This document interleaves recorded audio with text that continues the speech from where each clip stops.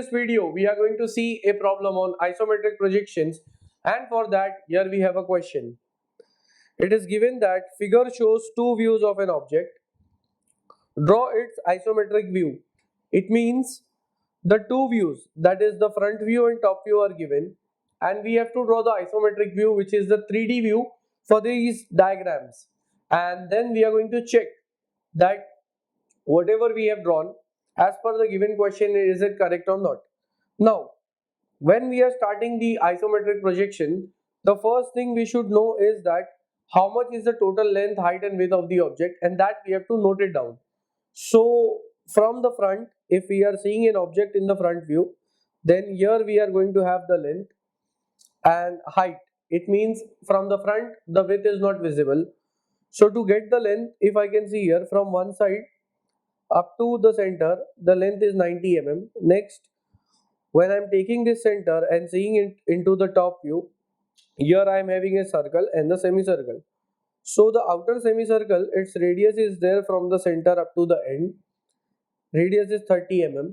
So 90 plus 30, that gives me the total length as 120 mm, which I'll write it down. The total length is 120 mm. Then the total height. Now looking from the front, in this front view, here there is length and here is the height. Height is 50 mm. Then when we are looking at any object from the top, in that case the height of the object is not visible, but only length and width are visible. So length is 120 and the width is 60 mm.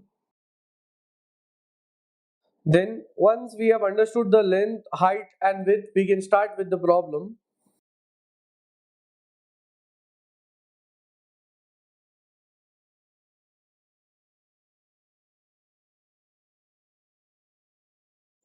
Drawing a light line.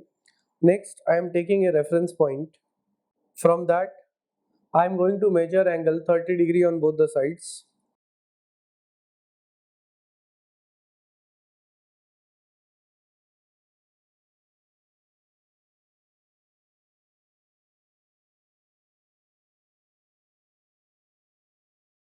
Drawing light lines.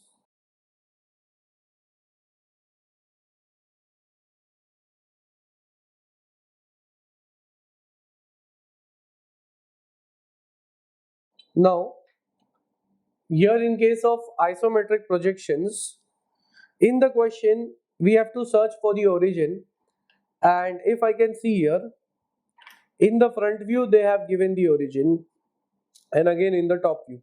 It means this is the corner which is close to the observer in the front, and that corner is here, called as the origin. So I have to keep the object in such a way, like for example, in the front view if it is given, the origin is on this side, so I would be removing this object, placing it here, so that the origin is there onto the right hand side and the complete object is there along this side. Now, if the origin would have been over this side, in that case I would have taken this front view and drawn it here. But now, as they have given the origin on this side and the total length is here, it means length I am going to project it here and height is here. That means the front view is in this direction. So for that purpose, I'll take the length as 120 mm.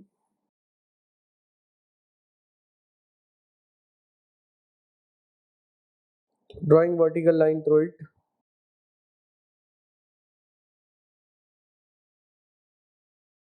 Height is 50 mm. So here I am joining these two points so that I get the length and height of the object. Next, front view is in this direction, so side view is from here, and in the side view we are going to see the height and width. Width is 60 mm, so I'll be marking that 60 mm over this line.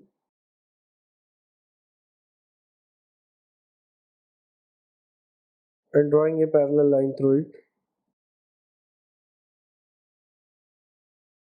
again measuring 60 over that line, joining these 2 points. Next, after reaching here, drawing a line parallel to the length,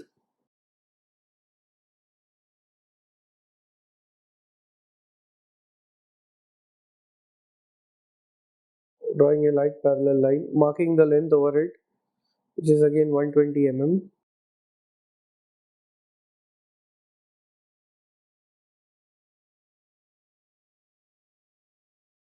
So this is the block inside which the complete object should be drawn. Now, when we look at this object from the front, in that case, here if we see, there is a straight surface, and after that it is an inclined portion. Next, if I want to note down that up to how much length the surface is straight, then from the center up to this top the radius is 30 mm, and from this center up to this end it is 30, means up to 60 mm it is flat, and for the remaining 60 it is inclined. So for that I'll take half of the length,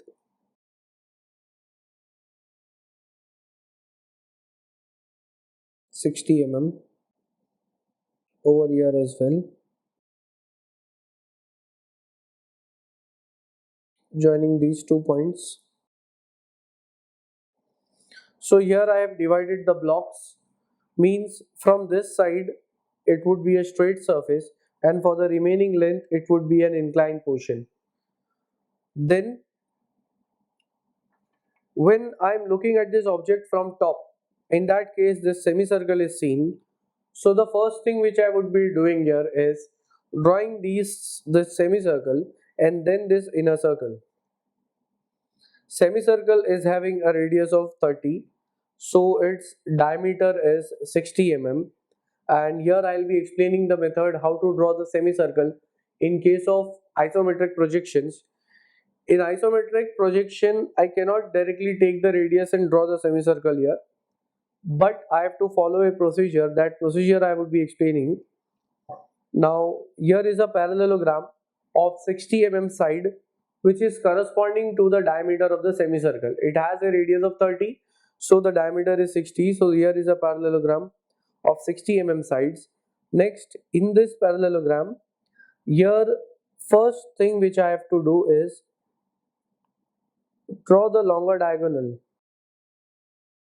Here I am explaining the method how to draw the semicircular part. So join the longer diagonal. Next, take the midpoints of all the sides of the parallelogram.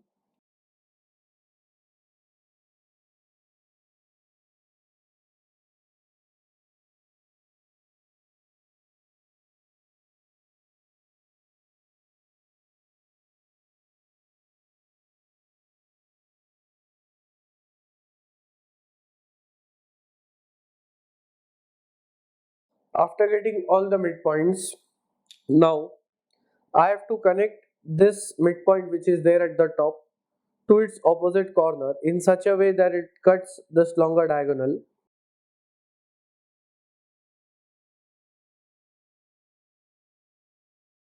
Next, this bottom midpoint to the top corner in a similar manner,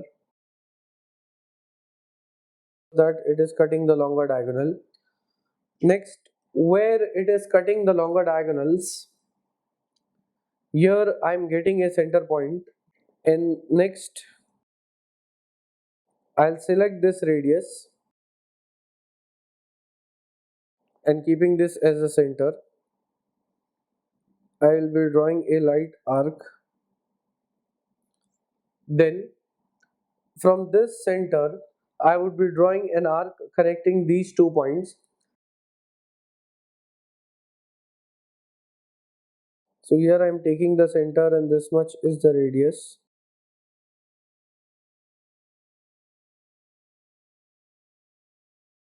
So in this way a semicircle is drawn. I had not taken the opposite center. The reason for being that is I don't want an arc here. It should be drawn only up to this portion. Next, here this semicircular portion is having a height of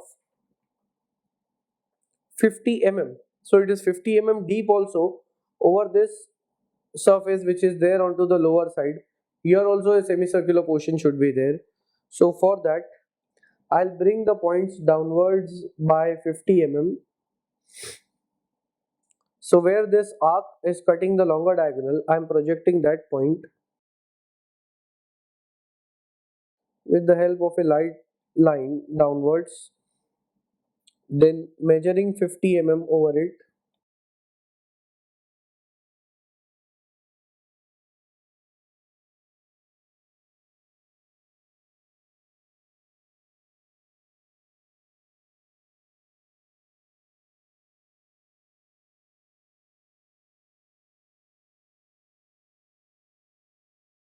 Then I'm projecting this point as well up till here, and then taking this center down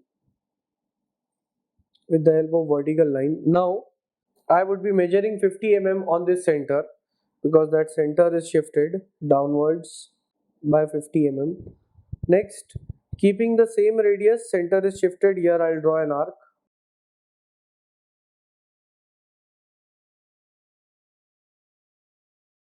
Here this is the radius. The center is shifted.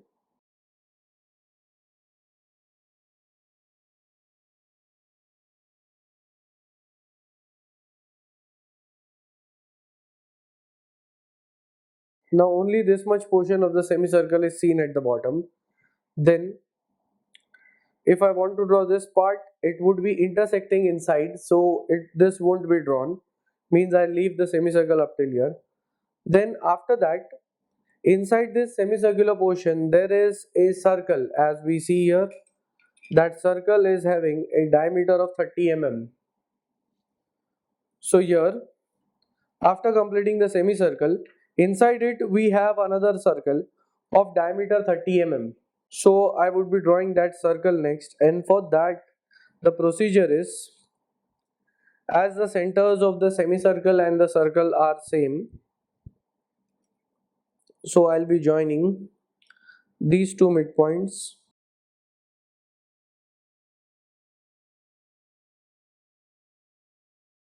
and these two midpoints. So I'm getting the center here. This will be the center for the circle, and since it has a diameter of 30 mm, I'm going to measure 15 mm on one side,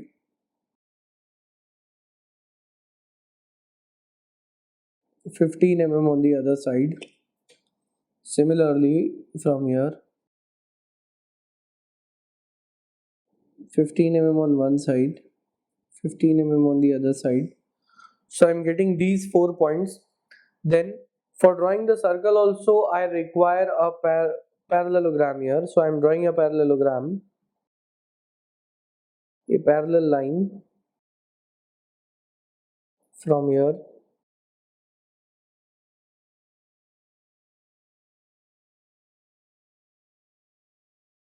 then a parallel line from here. Next, from these 2 points, again I would be drawing parallel lines.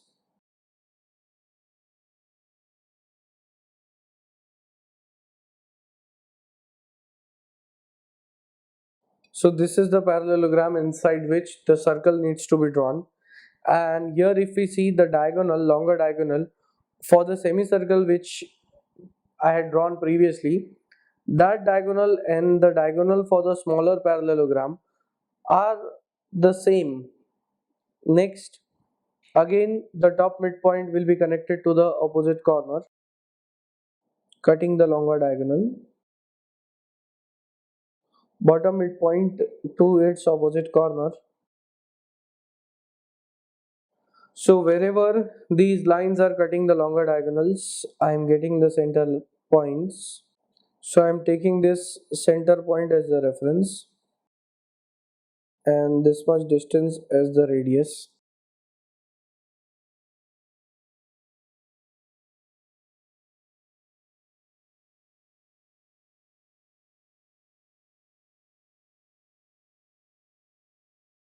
drawing a light arc.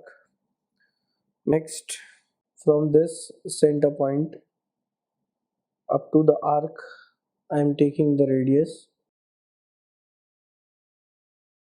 drawing an arc. Similarly, from the other center point,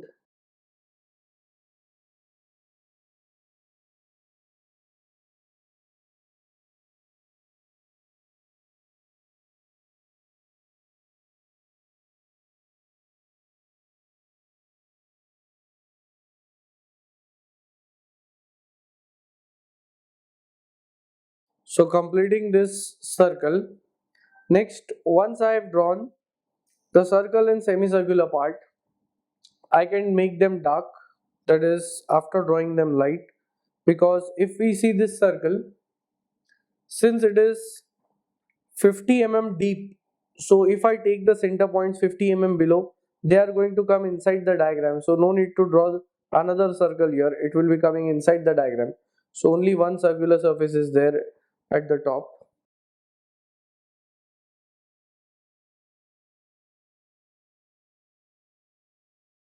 I am making these arcs dark.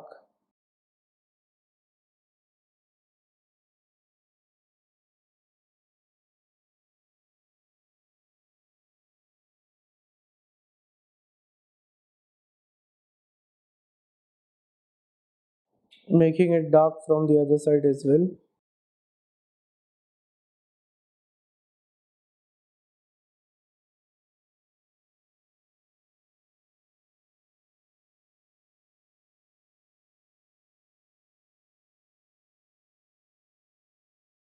So this is the circle. Next, for the semicircular part, its center was here,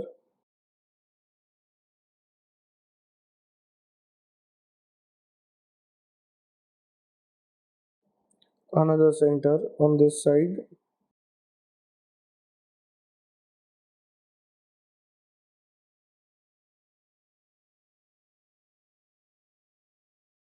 then this arc which is there at the bottom.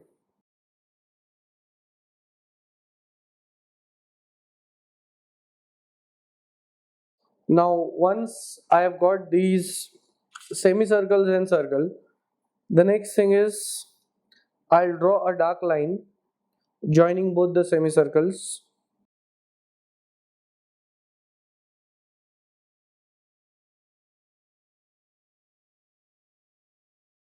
Next, this surface is ahead, like it is straight line from here,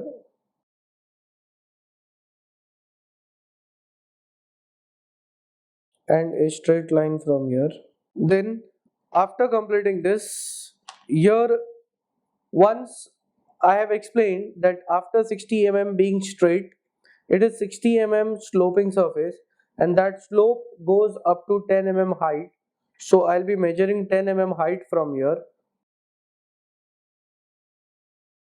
taking this distance 10, and then projecting it back parallel to the width. Now here I have 10 mm, over here also this is 10 mm. It should be connected, like this point will be connected here,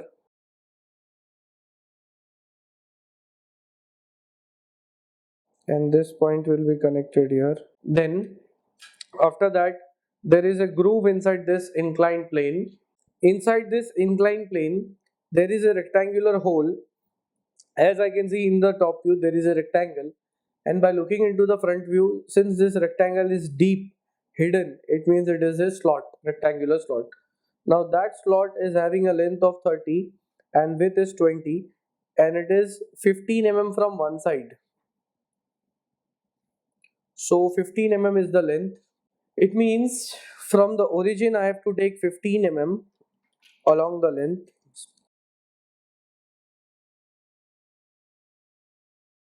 and then take this distance on this inclined plane, because this is the procedure we have to use.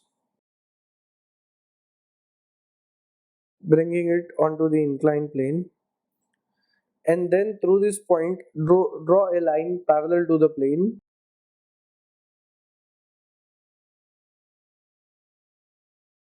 Now this is the distance over where the slot will be there, that is taken 15 mm, and this slot is having a width of 20 exactly at the center. So I'll take half of the width, or in other words, here we have 60 mm. I'll just take half of that, which is 30 mm, and I'll join it with this midpoint to get the slope or the center line. Then that rectangular hole has a width of 20 mm. So taking 10 mm on both sides,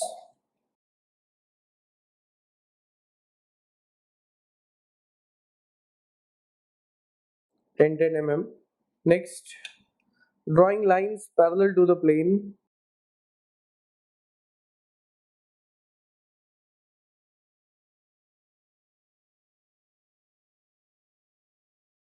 Then this rectangular slot is there up to a length of 30 mm. So again, after 15 mm, I'm going to measure 30 mm along the length,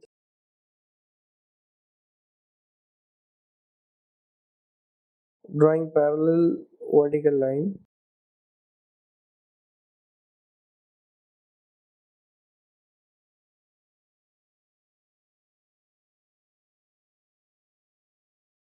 Then this point, I'll project it onto the plane. So here I'm getting that rectangular slot.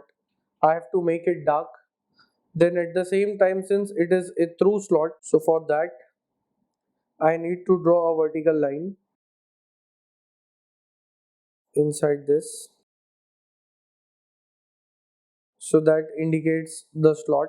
Now whatever I have drawn light, next I'll be making it dark so that we can see the visible portion.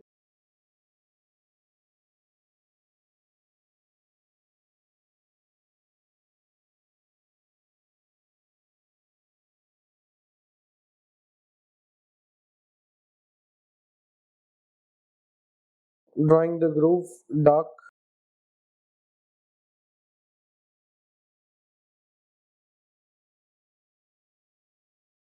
and then this vertical line that will represent the complete surface. So this indicates that there is a slot inside. And now if I can check it, then in the top view, as we can see here there is a semicircular plate and another block is there. Between them there is dark line which indicates change of plane, and that can be understood when we have a flat surface, horizontal surface, and then an inclined surface. So there is change of plane, that is why there will be dark line in between them. Next, this slot is visible from the top, as we can see here. Circle is visible from the top, and in the front view the circle is hidden. This is the direction for the front view, and this rectangular slot is also hidden. So with this we complete this question.